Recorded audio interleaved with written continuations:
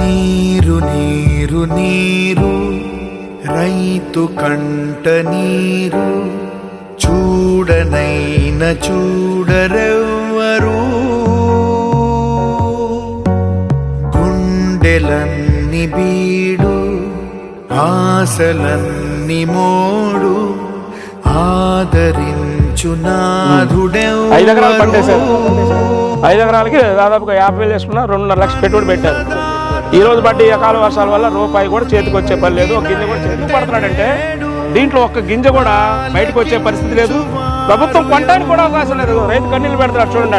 రైతు ఏ విధంగా ఆలోచించుతున్నాడు. ఇది మరీ దారుణం. ఒక్క గింజ అంటే మీరు ధైర్యంగా ఉండాలా?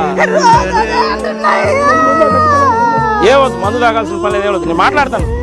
ఎమ్మెల్యే గారిని ఈ పొలాల్లో నేను తీసుకొస్తాను. ఆ బాధ్యత ఓకేనా? 10 రోజుల నుంచి పని మానుకొని ఆయన కోసం ఇంటికి ఆడుంటున్నాను.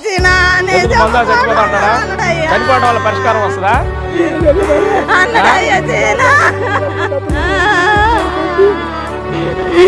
ఈ మాటే వచ్చిందయ్యా. నా మొగుడికి కాయలు ఉంటున్నానయ్యా. నేను 360 రోజులు టిఫిన్ పట్టుకోకపోతే అక్కమత్తలు అన్నాడేనయ్యా. టిఫిన్ పక్కన పెట్టేదు నాకు అర్థమైపోయిందయ్యా. నేను రైతులు ఎక్కడికి అంటవేనయ్యా చేసేది.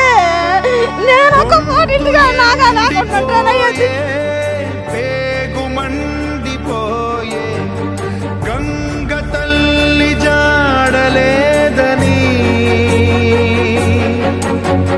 నీటి పైన నీరు గారిపోయి రాత మారు దారి లేదని దాహమారుతుందా పైరు మనకి పైకి లోపల పూర్తిగా పాచిపోయింది. చేతులు కూడా బురదమయమైపోయింది. ఇది రైతు పరిస్థితి. ఇది చాలా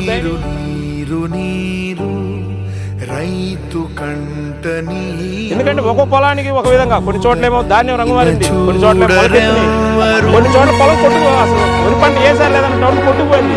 ఇక్కడేమో అన్నింటికి భిన్నంగా మరొక విధంగా ఉంది. అంటే ఒక్కొక్క రైతు వేదన ఒక విధంగా ఉంది.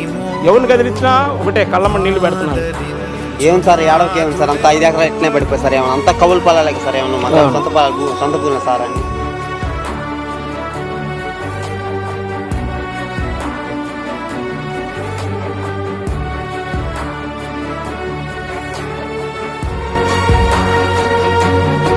ఖచ్చితంగా ఆంజనేయులు గారి ద్వారా వ్యవసాయ శాఖ అధికారులు కలుస్తాం. రాష్ట్ర ప్రభుత్వం దృష్టిలో పెడతాం. ఖచ్చితంగా మన ప్రభుత్వంలో నష్టపోయిన ప్రతి రైతు కనీసం గిట్టుబాటు ధర వచ్చే విధంగా నష్టపరిచే బాధ్యత తీసుకుంటాం.